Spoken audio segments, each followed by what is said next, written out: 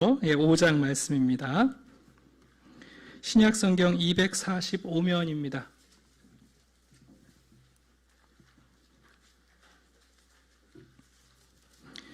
로마서 5장 1절부터 11절까지 말씀 우리 교독하겠습니다. 그러므로 우리가 믿음으로 의롭다 하심을 받았으니 우리 주 예수 그리스도로 말미암아 하나님과 화평을 누리자.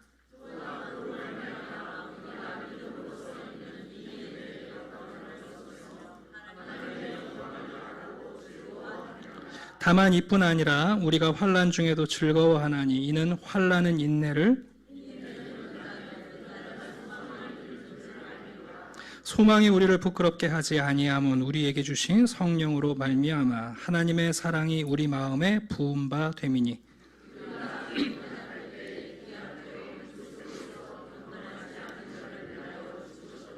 의인을 위하여 죽는 자가 쉽지 않고 선인을 위하여 용감히 죽는 자가 혹 있거니와,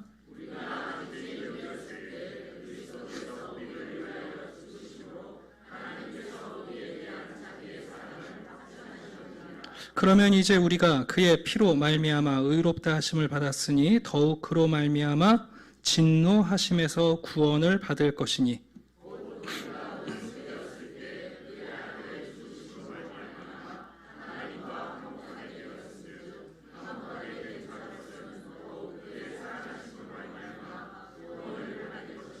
같이 읽습니다. 그뿐 아니라 이제 우리로 화목하게 하신 우리 주 예수 그리스도로 말미암아 하나님 안에서 또한 즐거워하느니라. 아멘. 네, 4주간 정돈된 신앙을 위한 새가족 훈련을 좀 하고 있습니다. 오늘 본문 1절을 보시면 주 예수 그리스도로 말미암아 하나님과 화평을 누리자 이렇게 되어 있는데 번역이 약간 부족한 것 같아요. 사실은 누리자 그러면 앞으로 그러자 이런 뜻인데 원어의 뜻은 누린다 그런 뜻이에요. 이미 그리스도로 말미암아 우리가 하나님과 화평을 누리고 있다 선포해 놓고, 여러분 근데 하나님께서 그 인자하고 또 진실하신 하나님이 우리와 화평을 누리시기 위해서 어떻게 하셨느냐, 이제 오늘 주제인 예수 그리스도를 우리에게 보내주셨다는 것을 가르쳐줘요. 그런데 우리가 예수님을 선물로 받을 만한 사람이냐, 오늘 본문을 보시면 그게 아니라는 거예요. 그래서 3번 뭐라고 얘기하냐면 우리가 연약할 때에, 우리가 죄인 되었을 때에, 우리가 원수 되었을 때에 이렇게 얘기해요. 주중에 야구 일본한테 져서 열받으셨죠? 이게 뭐냐면 지금 3아웃이라는 거예요. 바울이. 우리가 하나님 앞에서 3아웃이다. 첫 번째, 우리가 연약할 때란 말은 무식할 때예요. 하나님에 대해서 우리가 모를 때. 죄인 되었을 때란 얘기는 우리가 죄를 짓는 현행범일 때라는 뜻이에요. 원수 되었을 때라는 것은 하나님이 예수님을 우리에게 보내서 화해를 청하시는데도 우리는 여전히 적개심을 갖고 있을 때. 3아웃이에요, 여러분. 게임 끝났어요. 그런데도 하나님은 예수 그리스도를 우리에게 보내주셔서 하나님이 우리를 사랑하신다는 확증을 하셨다는 거예요. 네. 그래서 11절 보시게 되면 주 예수 그리스도로 말미암아 우리가 하나님 안에서 즐거워한다. 이제 오늘 이 본문의 내용인데 이 본문의 말씀을 가지고 우리 함께 이제 2과 진행하도록 하겠습니다. 혹시 교재를 안 갖고 오거나 미리 준비가 안 되신 분들 손을 들어주시면 우리 교역자들이 교재를 챙겨주실 것 같습니다. 한번 손을 잠깐 들어주세요. 우리 권 목사님 예배당 안에 우리 교재 없으신 분들 있으니까 지나갈 때 잠깐 손 들어주시면 교재 받으실 수 있을 것 같습니다. 자, 교재는 알아서 배부해 주시고, 자, 이제 오늘 2과를 들어가도록 하겠습니다. 2과를 들어가기 전에 우리 지난주 함께 나눴던 아주 중요한 것들을 잠깐 좀 리마인드 하면 좋겠는데, 우리가 지난주에 하나님에 대해서 생각을 좀 해봤습니다. 근데 그 전에 신앙생활을 어떻게 출발하느냐, 꼭 2가지가 필요하다고 말씀드렸어요. 하나는 하나님이 계신 것을 믿어야 돼요. 하나님이 계시면 좋겠다, 가정법이 아니라. 또 한 가지는 그 하나님이 우리에게 반응하신다는 것을 꼭 믿어야 돼요.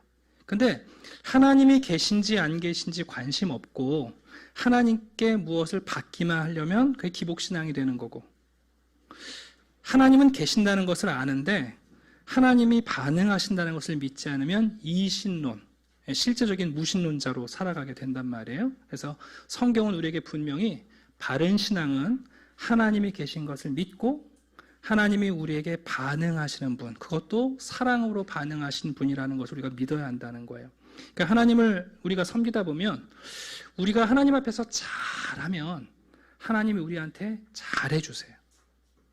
근데 우리가 하나님 앞에서 잘 못하면 하나님이 우리한테 더 잘해주세요. 그걸 알게 돼요. 내가 하나님한테 잘할 때도 하나님이 나한테 잘해주시지만 사실은 우리가 하나님 앞에서 잘 못할 때도 더 잘해주세요.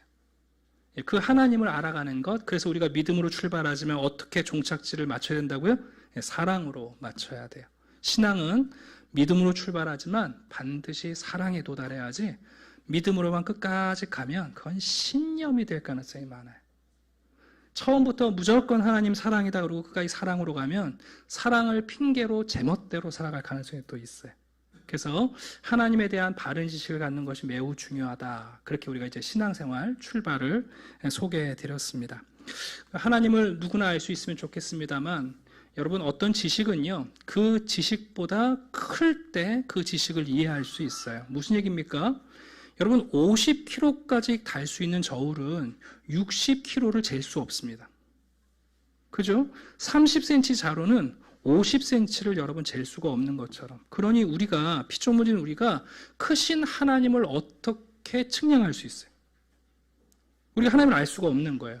그러니까 하나님이 우리에게 하나님을 보여주시고 알려주셔야만 하나님을 알 수 있는데 다행히 하나님께서 40년 동안 모세와 동행하시면서 모세를 통하여 우리에게 하나님을 알려주셨어요. 그게 뭐냐면 하나님은 무한한 사랑이시고 하나님은 진실하시다, 믿을만하다, 한 번 하나님이 약속하시면 반드시 지키시는 진실하신 분이다. 그게 이제 하나님에 대한 정체예요.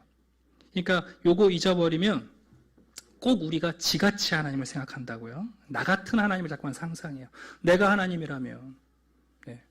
그게 아니라 하나님은 무한한 사랑이시고 하나님이 믿을 만한 신실한 분이라는 것, 그게 하나님이 자기 소개라는 것을 들었습니다.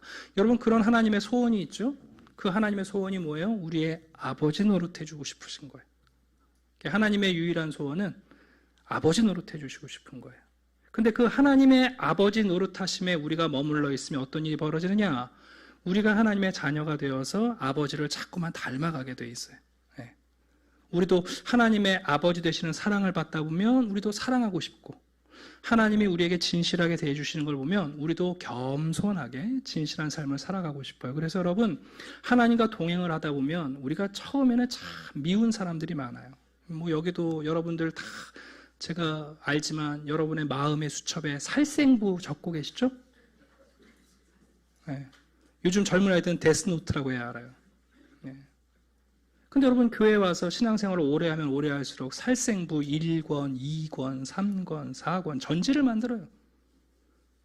근데 여러분 그게 아니라 우리가 신앙생활 하다 보면 처음에는 미워하는 사람들이 많았는데 하나님과 동행하다 보면 고마운 사람들이 늘어나요. 제가 정말 정직하게 말씀드리는데 신앙생활을 잘한다는 건 더 많은 사람들을 사랑한다고 말하기는 너무 거창하고 고마운 사람들이 늘어가는 거예요. 이해 가세요, 여러분? 네. 살생부가 들어가고 있으면 죄송하지만 하나님과 동행하고 있는 게 아니에요. 네. 신앙생활 하다 보면 정말 고마운 사람들이 많아져. 여러분 아브라함의 생애를 한번 보시겠어요? 아브라함이 처음에는 여러분 거짓말도 하고 자기 살겠다고 아내도 팔아보기도 하고,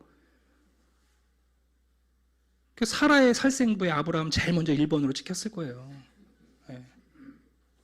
근데 여러분 아브라함이 나중에 하나님과 한 20여 년 이상 동행하다 보면 마지막에 어떤 사람이 돼요? 지나가는 나그네도 고마워하는 사람이 돼요. 아브라함이 여러분 지나가는 나그네가 뭘 해줬어요? 지나가는 나그네는 또 고마워서 여러분 한우가 아니라 송아지 잡는 사람 돼요. 하나님께서 그때쯤 됐을 때 아브라함에게 여러분 이삭 약속을 지키시잖아요. 그러니까 여러분 하나님을 알아가고 하나님의 아버지 노릇하시는데 우리가 자녀로 살아간다는 건 우리가 그토록 사람들이 미웠는데 고마운 사람들이 늘어가는 거예요. 네. 자, 여러분, 하나님이 우리의 참 좋은 아버지가 되어주시는데 그럼 세상이 왜 이 모양 이 꼴이냐? 제가 말씀드렸죠. 세상이 정상이 아니라는 건 삼척 동자도 다 알아요. 여러분, 대기업 다니는 분들 부러워하시는데 우리 교회도 대기업 다니시는 분들 계세요. 물어봐요. 회사가 어떻습니까? 이거 다닐 만한 회사가 아닙니다. 정상이 아닙니다. 여러분, 세상이 정상이 아니라는 건 설득할 필요가 없이 삼척동자도 다 알아요. 근데 문제는 뭐냐면 왜 그럼 세상이 그런가? 사람들이 이제 하나님 탓하는 거예요. 하나님 때문이라는 거예요. 우리 집안이 왜 이러냐? 하나님 때문이라는 거예요. 근데 제가 말씀드렸죠. 하나님 때문이 아니라 누구 때문이에요? 우리의 죄 때문이에요. 우리가 하루에 3번만 죄를 지어도 평생 50만 번 죄를 지으시거든요. 나 혼자만 그런데 여러분, 가족들이 모여 살고 공동체 모여 살고 직장에 모여 살면 이건 뭐 죄폭탄이에요. 죄폭탄. 제가 오늘 제 주보 안에 잠깐 실어드렸는데 J.D. 그리어라는 분이 되게 재밌는 자기 경험을 적어 놓으셨어요. 어렸을 때 돼지를 키웠대요. 그래서 가족들하고 식사를 마치고 나면 아버지가 남은 음식 또 예전에 버리지 못한 음식, 찌꺼기 음식을 모아가지고 끓여가지고 돼지죽을 만든다는 거예요. 그럼 돼지죽 끓이는 걸 보면 냄새도 역겹고 보기만 해도 막 구토가 나올 것 같고, 근데 이제 돼지죽 끓여가지고 돼지 우리에게 이제 돼지들에게 주면 돼지들은 그 음식을 어떻게 먹을까요? 신라 호텔 뷔페처럼 먹는 거예요. 그러니까 이 J.D. 그리어라는 분이 아버지 어떻게 돼지한테 저런 음식을 주시나, 쟤네들은 어떻게 저걸 그렇게 맛있게 먹나. 근데 반전이 있어요. 이분이 뭐라고 그러시냐면, 근데 놀라운 것은 아버지가 나한테 너 이거 뺏어 먹으면 안 된다 하고 한 번도 경고하지 않았다는 거예요. 무슨 얘기인지 이해가 가세요, 여러분? 아버지가 아들한테 야, 너 이거 아무리 맛있게 보여도 왜 이거 뺏어 먹으면 안 된다, 이거 돼지 거다, 그렇게 한 번도 얘기 안 했다는 거예요. 왜 그랬을까요? 그거 원하는 사람이 누가 있어요? 근데 여러분, 죄는 돼지죽보다 더한데 우리가 그걸 원해요. 거짓말하지 말라, 거짓말하지 말라, 거짓말하지 말라 그래도 우리 그거 원하거든요. 여러분 한번 생각해 보셔요. 그러니까 우리가 죄인이라는 것은요, 설득할 필요가 없어요. 그거 뭐 여러분 무슨 이론을 얘기할 게 아니에요. 좀 죄송한 얘기지만 여러분, 멀리 있는 사람들이 여러분을 괴롭히세요? 아니면 가까이 있는 분들이 여러분을 더 힘들게 하세요? 어떻게 하세요? 어떻게 하냐고요? 당해봤으니까 알죠, 우리가. 우리가 당해봤으니까 알아요. 여러분, 죄라는 건요, 우리가 당해봐서 아는 거예요. 가해자가 되어보면 여러분, 죄는 농담 아니에요. 죄가 왜 감정입니까? 죄가 왜 상상입니까, 여러분? 피해자가 되어보면 여러분, 죄는요, 치명적인 거예요. 그런데도 사람들은 당신은 죄인입니다. 그럼 이제 이렇게 나오는 거죠. 자, 하나님께서는 우리를 포기하시지 않았습니다. 하나님은 무한한 사랑이시라 놀랍게도 여러분, 믿겨지지 않지만 그런 우리들을 용서하시려고 하고 우리들에게 새로운 삶을 준비해 주십니다. 그게 바로 오늘 이제 우리가 나누게 될 예수님이죠. 예수님이에요. 자, 우리 서론을 좀 읽어볼까요? 우리는 지난 시간에 하나님이 인자하며 믿을 만한 분이고 우리와 영원히 동행하려는 사랑의 아버지라는 사실을 알게 되었습니다. 정말 중요한 지식, 영적 지식을 알게 됐어요. 하지만 우리는 어떻습니까? 우리가 죄인이라는 사실은 단지 이론이 아닙니다. 이론이 아니에요. 누구도 죄 짓는 것을 원하지 않지만, 아까 여러분이 답변 잘 해주셨는데, 죄는 멀리 있는 사람들보다 가까이 있는 사람들을 더 괴롭혀요. 여러분, 근데 솔직히 말해서 우리가 옆에 있는 사람들을 그렇게 괴롭히고 싶은 사람이 누가 있어요? 여기 계신 분들 중에 자기 남편 아주 괴롭히고 싶으신 분 계세요? 자기 아내 여러분 아주 힘들게 하고 싶은 남편 계십니까? 자율 가운데 부모에게 대놓고 반항하려고 작정하는 사람들이 있습니까? 없어요, 여러분. 우리 그거 원하진 않아요. 그러니까 아빠들이 퇴근하고 집에 들어갈 때 그런다고요. 아, 오늘은 내가 집에 들어가면 아내도 한번 안아주고 수고했다고 말도 해주고, 아이들 방에 가서 야, 니들 때문에 아빠가 일한다, 좀 격려의 말도 해보자, 각오를 하고 문을 여는데 집에서 하루 종일 뭐 했어? 이거부터 나온단 말이에요. 그 우리가 원하는 사람 아무도 없어요.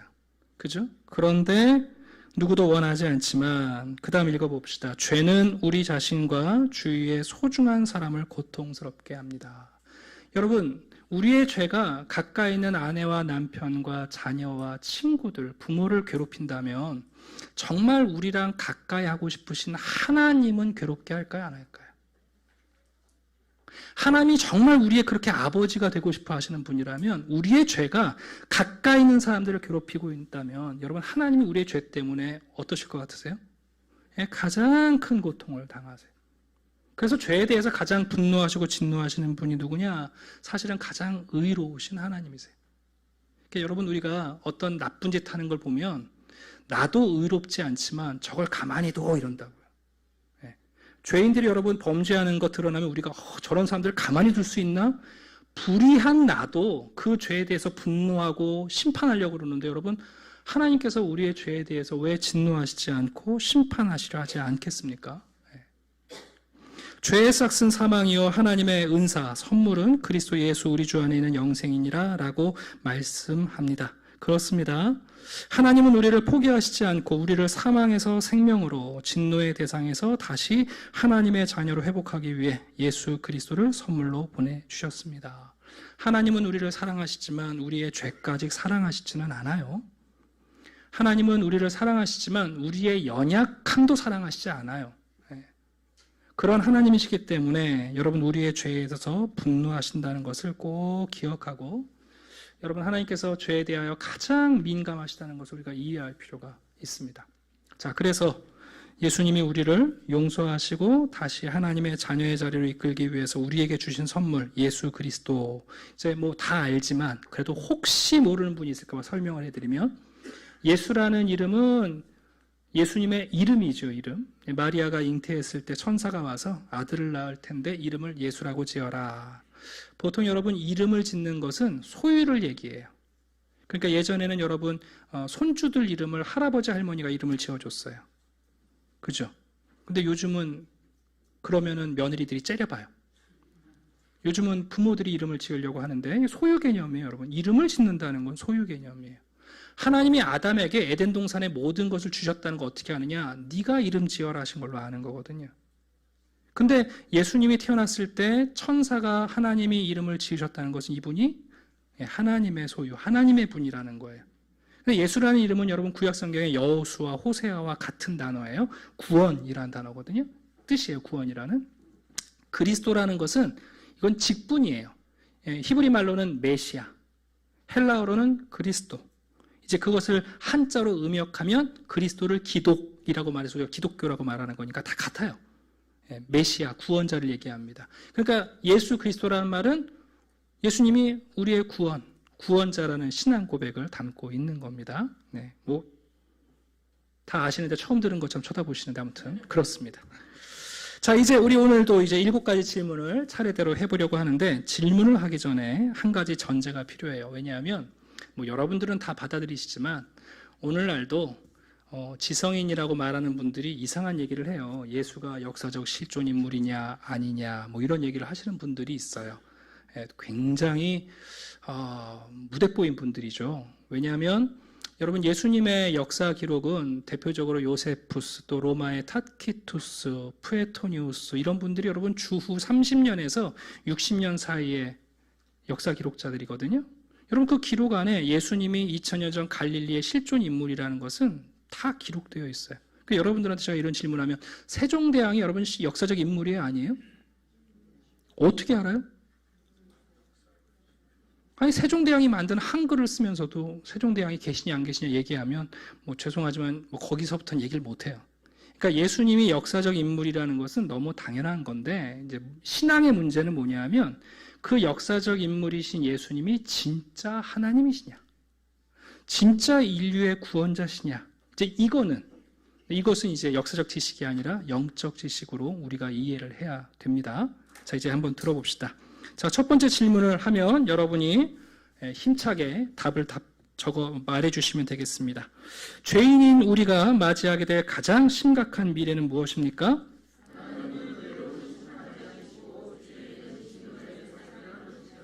네, 여러분들도 여러분의 미래를 위해서 많은 준비를 하고 계시죠. 근데 나이 먹으면 몸이 아플 테니까 보험도 드시고, 자녀를 낳으면 이 자녀가 나중에 교육비 들 것 같으니까 교육보험도 드시고, 또 노후에 요즘은 수명이 길어졌으니까 또 연금도 드시고, 네, 많이 하시죠. 근데 여러분, 그런 미래를 우리가 미리 준비하고 있는데 우리 모든 사람에게 다가올 정말 심각한 미래가 뭐냐면, 우리의 모든 행위와 우리들의 삶에 대하여 심판하시는 심판장, 재판장이신 하나님 앞에 설 시간이 있다는 거예요. 네. 사람들은 이런 얘기하면, 아니 뭐 하나님이 왜 우리를 심판하시느냐, 하나님이 뭔데 우리를 재판하느냐 그러지만, 제가 아까 말씀드린 것처럼 불의한 우리도 여러분, 악을 보면 우리가 심판하려고 하고 우리가 재판하려고 하는데, 여러분, 하나님께서 왜 우리의 행위에 대해서 심판하시거나 재판하시지 않겠습니까? 종종 이제 제가 여기서 꼭 드리는 말씀이 있는데, 사람은 여러분 죄를 지어서 죽는 게 아니에요. 네, 우리가 죄의 삭은 사망이다 이렇게 얘기합니다만, 그 내용의 과정은 뭐냐면, 사람은 죄가 있어서 죽는 게 아니라 죄에 대한 심판, 형벌로서 죽음을 맞닥뜨리는 거예요. 예를 들어 드릴게요. 여러분, 똑같이 강도짓을 한 사람이지만 지금 교도소에 있는 사람이 있고 멀쩡히 돌아다니는 사람이 있어요, 없어요? 있죠.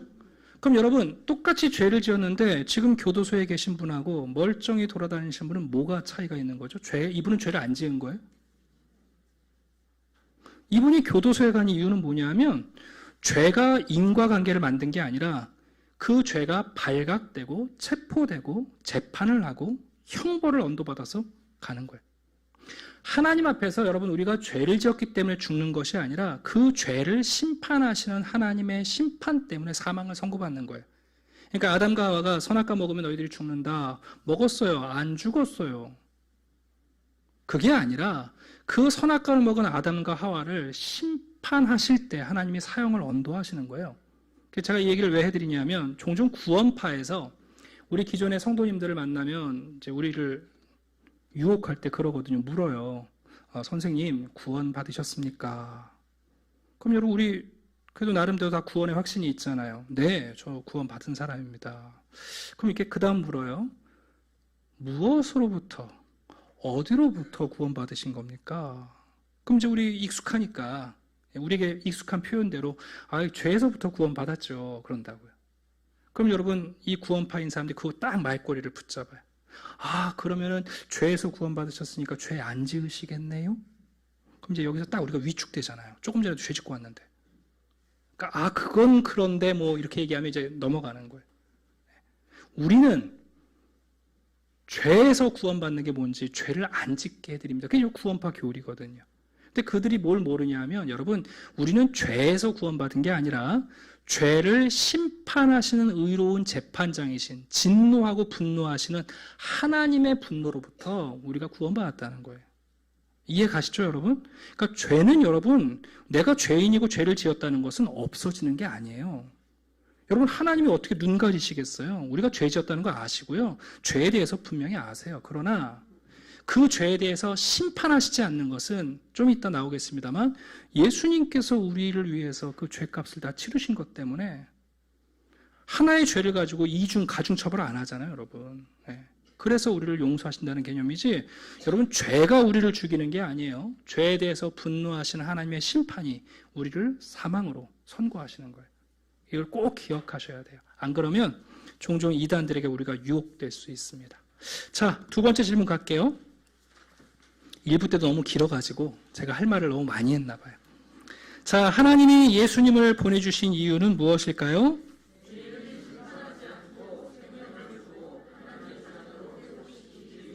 하나님께서 예수님을 우리에게 보내주실 때 세 가지 목적이 있었어요. 그 첫 번째는 뭐냐면, 하나님이 죄인을 심판하시지 않는다는 것을 우리에게 보여주세요. 근데 여기서 주의해야 할 게 있어요. 아까 말한 것처럼 하나님이 의롭고 진실하신 분이니까 죄인을 여러분 없이 간과하실 수는 없어요. 그게 무슨 얘기인가? 여러분, 예수님께서 이 땅에 처음 오셨을 때는 심판하시는 분이 아니라 용서하시는 하나님을 우리에게 보여주세요. 그러나 예수님이 다시 오실 때는 여러분, 그때는 심판주로 오시는 거예요. 사람들이 이걸 잘 이해하지 못하는데, 예수님께서 현장에서 가늠하다 잡힌 여인을 보시고 뭐라고 그러세요? 나도 너를 정죄하지 않는다 그러세요. 근데 거기서 끝나지 않으셨어요. 그럼 영원히 정죄하지 않는다가 아니에요. 다시는 죄를 범하지 말라요. 예수님을 이 땅에 보내셨을 때 적어도 예수님의 공생애를 통하여 또 우리 이 성령의 시대를 통하여 하나님이 용서하시는 분, 그러니까 심판하시는 분이 아니라 용서를 원하시는 분이라는 것을 가르쳐 주시는 거예요. 그러나 여러분 끝까지 무조건 죄를 없이 하시고 무시하시는 분이 아니라 장차 우리를 심판하시는 분으로 오실 거예요. 이걸 기억하셔야 돼요. 두 번째는 예수님이 이 땅에 오신 이유는 무엇인가? 바로 우리에게 생명을 주시길 원한 거예요. 아담과 하와가 범죄한 이후에 하나님께서 에덴 동산에서 아담과 하와를 추방하셨는데 그 이유 중에 하나가 뭐냐면 에덴 동산에 있던 생명나무 못 먹게 하셨거든요. 여러분 예수 그리스도께서 우리에게 가져오시는 게 뭐냐? 바로 이 생명나무를 우리에게 가져다 주시려는 거예요. 세 번째는 이 관계가 하나님과 우리가 죄로 인해 단절된 우리들을 다시 하나님의 자녀로 회복하시기 위한 것. 이 세 가지가 여러분 예수님이 이 땅에 오신 이유입니다. 우리 요한복음 3장 16절 한번 같이 읽어볼까요? 자, 시작. 하나님이 세상을 이처럼 사랑하사 독생자를 주셨으니 이는 그를 믿는 자마다 멸망하지 않고 영생을 얻게 하려 하심이라. 예수님을 이 땅에 보내신 이유가 뭐냐? 이 세상 사람들을 사랑하시기 때문이다. 자, 에베소 1장 5절 읽어볼까요? 시작.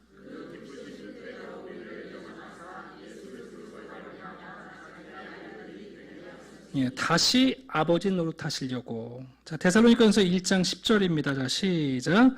또 죽은 자들 가운데서 다시 살리신 그의 아들이 하늘로부터 강림하실 것을 너희가 어떻게 기다리는지를 말하니 이는 장래의 노하심에서 우리를 건지시는 예수시니라. 여기 보면 나와 있죠? 예, 지금은 예수님이 우리를 용서하시기 위해 십자가 지시고 부활하셨지만 장래의 노하심이 있어요. 하나님이 죄를 영원히 못 본 척할 수는 없어요. 그 하나님의 진노로부터 우리를 건지시기 위해서 예수님이 오셨다. 우리가 가르쳐 줍니다. 그러니까 이제는 죄에서 구원받았다. 뭐 틀린 표현은 아니에요. 그러나 우리가 좀 더 정확하게 우리의 구원을 이해하려면 내 죄를 심판하는 하나님의 심판으로부터 내가 구원받았다. 그거예요. 자, 세 번째 질문입니다. 자, 예수님은 그럼 어떤 분이시며 우리는 그것을 어떻게 알 수 있습니까?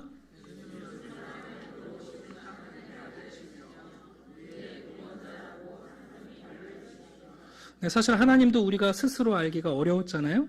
마찬가지예요. 예수님도 그럼 우리가 공부를 열심히 하면 알 수 있을까? 죄송하지만 알기가 어려워요. 그러니까 여러분들한테 또 안 믿는 분들한테 예수님을 믿게 하려고 제가 많은 말을 하면 할수록 더 어려워요.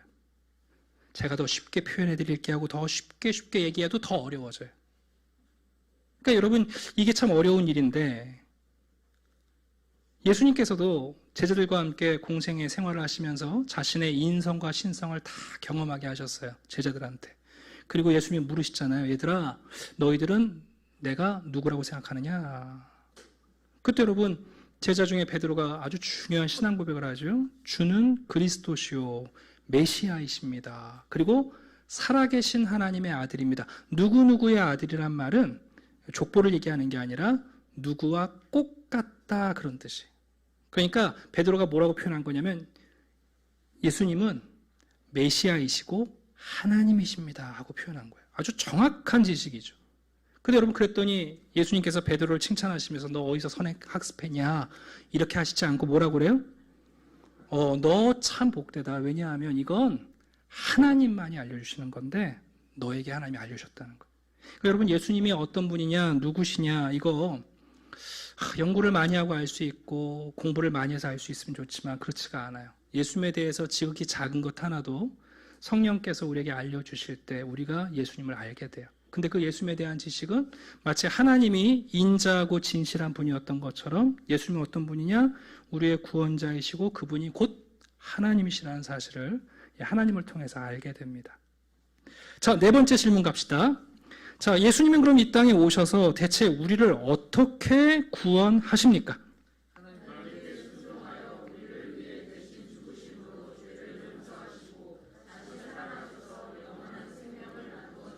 네, 예수님이 세 가지 일을 하세요. 이 땅에 오셔서. 첫 번째는 뭐냐면 순종하는 일을 모범을 보여주셨어요. 솔직히 말해서 우리 같이 대화하다 보면 그래요. 야, 죄 안 짓고 어떻게 사냐? 여러분은 어떻게 생각하세요? 네? 야, 어떻게 죄를 안 짓고 사냐? 여러분, 우리가 나중에 하나님 앞에 재판장에 서가지고 우리 그렇게 변명하지 않겠어요? 하나님이 살아보십시오. 어떻게 죄 안 짓고 사나? 그러니까 하나님이 아셨어요. 그래서 어떻게 하시는 거예요? 예수님이 이 땅에 오셔서 정말 죄 안 짓고 순종하며 사시는 거예요. 죽음의 길인 십자가까지도 하나님께 순종하셔서 그 길이 생명이라는 것까지 순종하시면서 봐라, 죄 안 짓고 살 수 있지 않냐. 첫 번째, 예수님이 이 땅에 오셔서 죄가 우리의 인생의 필수 요소가 아니라는 것을 우리에게 예수님의 삶으로 보여주시는 거예요. 그게 첫 번째 예수님이 하신 일이에요. 그러니까 우리 그리스도인들은 너도 알고 나도 알지만 죄 안 짓고 어떻게 사냐, 이렇게 얘기하시면 안 되는 거예요. 적어도 죄 안 짓고 살 수 있는 길이 있어요. 두 번째는 뭐냐면 예수님이 우리를 위해서 어떻게 하셨냐면 대신 죽으셔서 속량이라고 그러죠. 영어의 랜섬인데 몸값을 지불하신 거예요.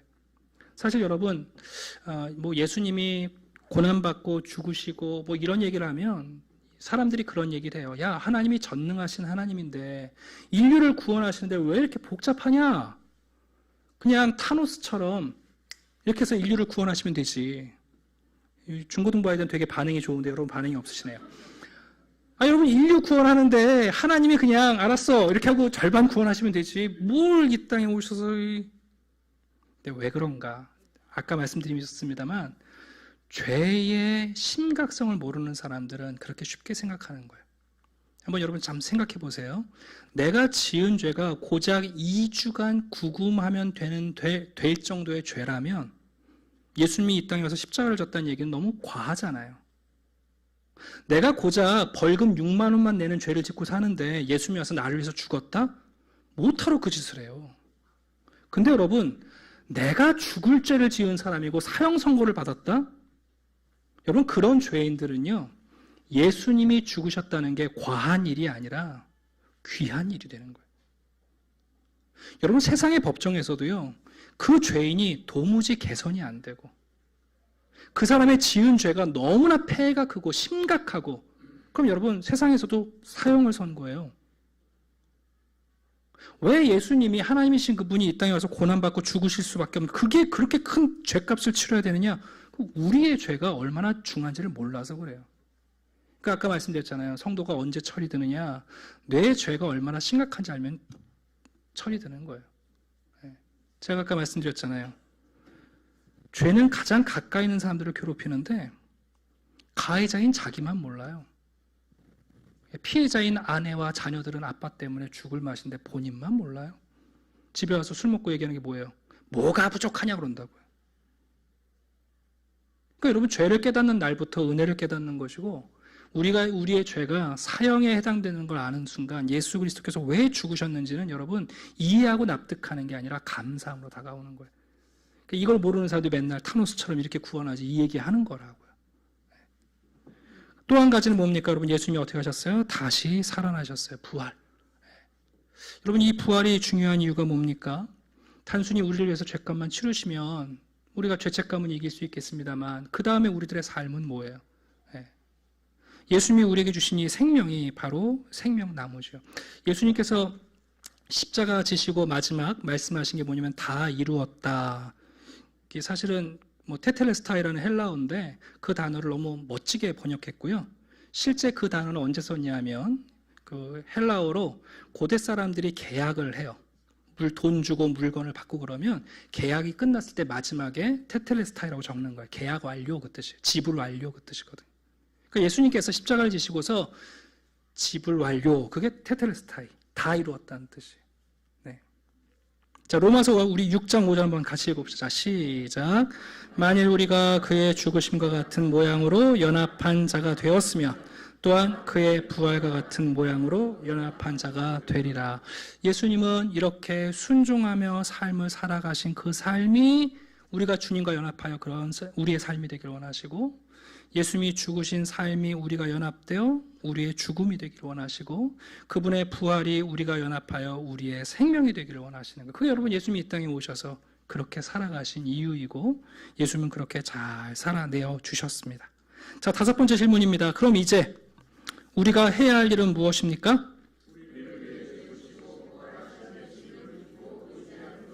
네, 예수님과 하나님은 우리를 위해서 이렇게 큰 계획을 세우시고 또 우리를 위해서 고난받고 의롭게 사시고 부활하시고 이런 많은 일들을 행하셨는데 사실 우리가 할 일은 매우 쉽고 간단하고 어떻게 보면 매우 단순하기도 해요. 2가지만 하면 되는데 첫 번째는 뭐냐? 믿는 것이고 한 번 믿는 게 아니라 2번째는 계속해서 의지하는 거예요. 우리 한번 요한복음 1장 12절 읽어보겠습니다. 자, 시작. 영접하는 자 곧 그 이름을 믿는 자들에게는 하나님의 자녀가 되는 권세를 주셨으니. 영어 성경 보시면 여기 믿는다 그럴 때 receive 이렇게 표현되어 있어요. 받는다라는 수용이에요. 예수님께서 나를 위해서 사셨고 죽으시고 부활하셨다는 것을 우리가 받아들이는 것, 그게 믿음이에요. 거절하지 않고 수용하는 것. 그리고 2번째는 뭐냐면 요한일서 5장 11절 읽어볼까요? 자, 시작. 또 증거는 이것이니 하나님이 우리에게 영생을 주신 것과 이 생명이 그의 아들 안에 있는 그것이니라. 여러분 요한복음 15장을 보면 예수님이 이런 비유를 드셨잖아요. 우리를 죽은 나무에서 꺾어서 새로운 나무에 접붙이시잖아요. 이게 지금 연합이거든요. 여러분 이 접붙이게 되면 이 살아있는 나무 뿌리의 양분이 그 가지에게 가는 거고 이 살아있는 생명이 여러분 그 가지에게 가잖아요. 그러니까 그 연합이라는 개념인데 우리가 여러분 이 해야 할 일이 뭐냐? 예수님을 믿고 그분을 계속해서 의지하는 거예요. 이제 교통사고 예를 좀 들어드리면 교통사고가 나면 여러분 가끔 우리가 정신을 잃잖아요. 그러다가 정신을 차려보면 구급차 안에서 깰 때가 많아요. 그럼 여러분 그 구급대원들이 환자를 진정시키시죠. 놀라지 마십시오. 교통사고 좀 크게 났습니다. 피를 좀 많이 흘리셔가지고 저희가 응급조치를 했고 조금만 있으시면 병원에 가서 수술할 거고 그러시고 나면 회복될 수 있습니다. 이렇게 얘기해 준다고요. 그럼 여러분 우리가 해야 할 일은 뭐예요? 거짓말하지 마. 내 심장 뛰어가려고 그러지. 그럼 여러분 구급차에서 뛰어내리거나 아니면 여기까지만 도와주시면 됐어요. 전 그만 내릴게요. 그게 아니라 여러분 우리가 구원받는 것은 뭐냐 하면 예수님이 우리를 위해서 죽으셨다는 것을 수용하고 계속해서 그분을 의지함으로 예수님 안에 있는 생명을 우리의 것으로 계속해서 받아들이는 일이에요. 신앙은 그런 거예요, 여러분. 그냥 신앙은 믿고 의지하는 거예요. 그러면 놀랍게 예수님의 생명이 나의 생명이 되고 예수님의 죽으심이 나의 죽음이 되고 예수님의 의로운 삶이 나에게 여러분 전가되어서 우리가 그리스도와 연합함으로 살아가는 것을 알아가게 됩니다. 자, 6번째 질문하겠습니다. 예수님에 대해서 우리가 꼭 기억해야 할 2가지는 무엇입니까?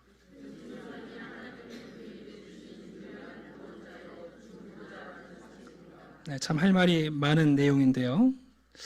많은 분들이 기독교를 좋아하면서도 기독교가 주장하는 오직 예수님만이 구원의 길입니다. 이 얘기를 하면 너무 편협하다, 속 좁다, 독선적이다, 그리고 우리를 많이 째려봐요. 그럼 또 우리는 우리 시대가 관용의 시대요, 종교다원주의의 시대요, 또 포스트 모던의 시대요, 관대함을 자랑하는 시대 아니에요? 너도 옳고 나도 옳고 너도 틀리지 않고 나도 틀리지 않았다, 이래야 좋아하는 시대니까 우리가 자꾸만 위축돼요. 여러분 사도행전 4장 12절 한번 읽어보겠습니다. 자, 시작.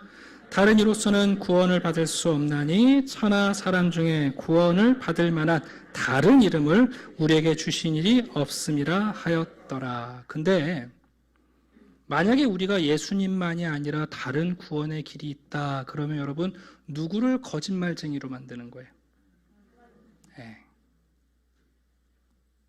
그러니까 이건 여러분 매우 단순한 문제예요. 종종 이게 종교다원주의자들이 우리에게 대표적으로 쓰는 예가 뭐냐면 등산 비유를 들잖아요. 그죠? 등산 코스라는 게 다양한데 동쪽으로 올라가나 남쪽으로 올라가나 북쪽으로 올라가나 정상에서 만나면 되는 거지. 꼭 기독교만이 신앙이냐. 매우 그럴듯해요. 그런데 뭐가 잘못됐냐면 그 비유는 거꾸로 생각한 거예요. 우리의 인생은 등산이 아니라 출생하는 정상에서 내려가는 삶이에요. 그 얘기는 무슨 얘기예요? 남으로 내려가는 사람, 북으로 내려가는 사람, 동으로 내려가는 사람 절대 못 만나요. 무슨 말씀을요? 여러분 그런 비유를 들으면서 고개를 끄덕이고 야 그렇지. 예. 그래야 세상에 평화가 있죠. 여러분 죄송합니다. 그 비유는 거꾸로 이해한 거예요. 우리는 출생하는 순간부터 내려가고 있는 거예요. 그런데 어떻게 여러분 동쪽으로 내려가는 사람하고 북쪽으로 내려가는 사람이 만납니까? 못 만나요 여러분. 그리고 제가 누누이 말하지만 어줍지 않은 피상적 지식인들이 너나 나나 같다 그러지 한 분야 여러분 전문적인 사람들은요 절대 동의 안 해요. 쉽게 말씀드릴게요. 중국에 사람에 대한 두 가지 이해가 있잖아요. 성악설과 성선설이 있어요. 여러분 그거 맞나요? 못 맞나요? 맞나요? 못 만나요? 왜 못 만나요? 만나야 될 거 아니에요 여러분. 그게 어떻게 만나져요 여러분. 그러니 거꾸로지요. 성선설 주장하고 성악설 주장하는 사람이 만날 수 있습니까? 못 만납니다 여러분. 오히려 성선설 주장하는 사람이 내려가는 길과 성악설 주장하는 사람이 내려가는 길이 다른 거예요 여러분. 아니 이 단순한 것을 왜 여러분 이해를 못합니까? 네, 같지 않아요. 더군다나 한 가지 더. 여러분 세상의 모든 종교는요 사랑을 얘기하는 것 같지만 다 편협한 사랑을 얘기해요. 한번 잘 생각해 보세요. 여러분 기준이 얼마나 복잡한지 몰라요. 여러분 기독교는요 예수 그리스도를 믿음으로 구원받는다는 것이야말로 가장 포괄적인 구원이에요. 바울이 말하잖아요. 그리스도 안에서는 남자 여자 없다. 여러분 세상에서 두 번째로 큰 종교인 이슬람은요 여자는 구원의 대상이 아니에요. 어떻게 같아요 여러분? 주인과 종이 없고 야만인과 지식인이 없어요 여러분. 그리스도는 예수 그리스도의 복음이야말로 세상의 어린아이에서부터 노인까지 여러분 모든 사람을 포괄하는 유일한 신앙이에요 여러분. 그 외의 종교는요 넓은 것 같지만 다 좁아요. 한번 생각해보세요. 불교요 여러분. 와 그렇게 좁은 길이 어디 있어요. 득도를 해야 된대요. 여러분 기독교는 편협하지 않아요. 가장 포괄적이에요. 그래서 사람들이 싫어하는 거예요. 왠 줄 아세요? 좀 시간이 없지만 말씀드릴게요. 여러분 사람들은요 자기 기준보다 높으면 싫어하고요 내 기준보다 낮으면 우스워해요. 내가 100m를 16초에 뛴다고 생각해 봅시다. 대학 가는 체력장을 하는데 문교부에서 100m 16초에 뛰는 사람만 대학 간다 그러면요 17초에 뛰는 애들이 뭐라고 할 것 같으세요? 되게 불평할 거 아니에요. 근데 내가 16초에 뛰면 야 그 정도 기준은 가져야지. 야 이것보다 늦게 뛰는 사람이 어떻게 대학을 가? 반대로 문교부에서 내가 16초를 뛰는데 13초 이상만 대학 간다 그러면 어떠실 것 같으세요 여러분? 그게 말이 돼?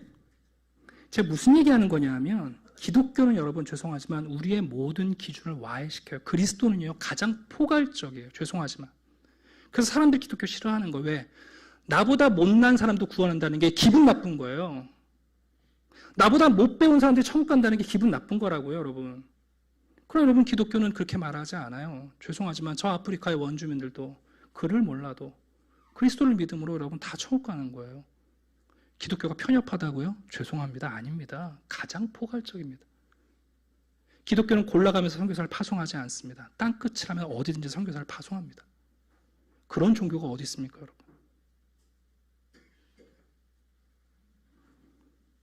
또 한 가지 기억하실 게 있어요. 예수님만 구원자이실 뿐만 아니라 한 가지 더. 예수님만이 하나님과 우리 사이의 중보자예요. 여러분 교황이 하나님과 우리 사이의 중보자가 될 수 없어요. 요즘 다큐멘터리 나는 신이다라는 넷플릭스 다큐멘터리 굉장히 인기라면서 아직 못 봤는데 한번 봐야 될 것 같긴 한데 여러분 어떤 목사가 여러분 앞에서 공중부양을 해도 그 목사가 중보자가 될 수 없어요. 그렇게 말하고 믿는 순간 누가 거짓말쟁이에요? 하나님을 거짓말쟁이로 만드는 거예요. 우리 디모데전서 2장 5절 봅시다. 자, 시작. 하나님은 한 분이시요 하나님과 사람 사이의 중보자도 한 분이시니 곧 사람이신 그리스도 예수라. 어떤 분이 여러분 내가 너와 하나님 사이의 중보자가 되어줄게. 여러분 그 순간 하나님 거짓말쟁이로 만드는 거예요. 근데 여러분 어떻게 우리가 그걸 수용할 수 있어요? 말도 안 되는 얘기예요. 그러니까 예수님에 대해서 우리가 꼭 기억할 두 가지가 있어요. 예수님만이 우리의 구원자요. 예수님만이 우리의 중보자세요. 하나만 기억하시면 안 돼요. 네. 여러분 이거는 우리가 이거를 부정하면 하나님 거짓말쟁이다 그 말과 똑같아요. 그러니까 이건 꼭 기억하셔야 되는 거예요. 자, 마지막 질문입니다. 자, 우리는 어떻게 예수님을 우리의 구원자로 믿고 확신할 수 있습니까? 네, 우리가 이제 앞으로 다음 주 3과에 배울 내용입니다만 우리 요한복음 14장 한번 읽어봅시다. 시작. 보혜사 곧 아버지께서 내 이름으로 보내실 성령 그가 너희에게 모든 것을 가르치고 내가 너희에게 말한 모든 것을 생각나게 하리라. 여기 보면 여러분 가장 중요한 단어가 뭐냐면 모든 것이라는 거예요. 예수님에 대해서 지극히 작은 지식도 믿음도 여러분 그 하나도 성령께서 우리를 도와주시지 않으면 여러분 우리 게 안 돼요. 그러니까 예수님이 제자들과 긴 시간 동안 훈련하셨지만 사도행전 보면 예수님이 제자들한테 야 너희들 앞으로 열심히 해라 그러면 된다. 잘 기억해서 해라 그러지 않고 뭐라고 그러세요? 성령을 기다리라 그러신다고요. 그러니까 제가 이제 설교를 할 때마다 제 소망은 뭐냐 하면 여러분과 함께 하시는 성령님이 소망이에요. 사실 우리는 한 귀로 듣고 어떻게 해요? 한 귀로 흘려요. 잘 모르셨죠? 한 귀로 듣고 다 한 귀로 흘려요. 근데 감사한 건 옆에서 성령께서 잘 받아두세요. 그랬다가 우리가 꼭 필요할 때에 모든 것을 가르치시고 모든 것을 생각나게 하십니다. 이 보혜사라는 말은 변호사라는 뜻인데 우리를 변호하신다는 게 아니라 예수님을 우리에게 변호하신다는 게 1차적 의미예요. 네. 항상 우리는 다 자기 중심이에요.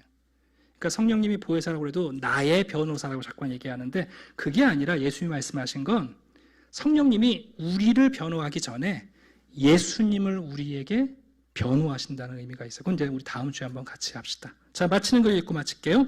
다음 주 우리는 예수님을 바르게 알고 믿게 하시는 성령님에 대해 배우게 될 것입니다. 오늘 새롭게 알게 된 예수님을 믿을 수 있도록 하나님께 부탁하십시오. 믿음을 통해 하나님의 자녀가 되시고 바로 그 길, 그 진리, 그 생명 자체이신 예수님을 누리는 복된 삶을 시작하십시오. 아멘. 네. 여러분들이 너무 열심히 들어주셔서 한 30분 더 하고 싶은데 다음 주에 안 올까봐 여기까지 합니다. 여러분 예수님에 대해서 너무 귀한 진리들이 많고 성경에서 예수님에 대해서 우리가 알아야 할 게 너무 많아요. 저는 누누이 말합니다만 정말 예수를 사랑하는 것이 우리의 인생의 최고의 가치입니다. 여러분들이 시간이 갈수록 이 예수 그리스도를 정말 정확히 분명히 확신 있게 알게 되시기를 바라고 말씀드렸죠. 예수님만이 우리의 구원자이시고 예수님만이 우리의 중보자 되세요. 네, 그거를 부정하는 순간 사실은 하나님 거짓말쟁이 만드는 거예요. 오늘도 그 좋으신 예수님 안에서 내가 예수 안에 그리고 그리스도가 우리 안에 계시는 그 연합의 삶을 살아가시기를 주님의 이름으로 축원합니다. 기도하겠습니다. 아버지 하나님 감사합니다. 오늘도 주의 말씀을 통하여 하나님과 예수 그리스도에 대한 참된 진리를 듣게 하시니 감사합니다. 그러나 듣는 것으로 어떻게 믿음이 발생하겠습니까? 하나님께서 은혜를 주시고 성령께서 우리를 감동해 주셔서 우리도 베드로처럼 예수 그리스도를 메시아로 하나님으로 믿는 복된 믿음을 주시옵소서. 감사드리며 예수 그리스도 이름으로 기도드립니다. 아멘.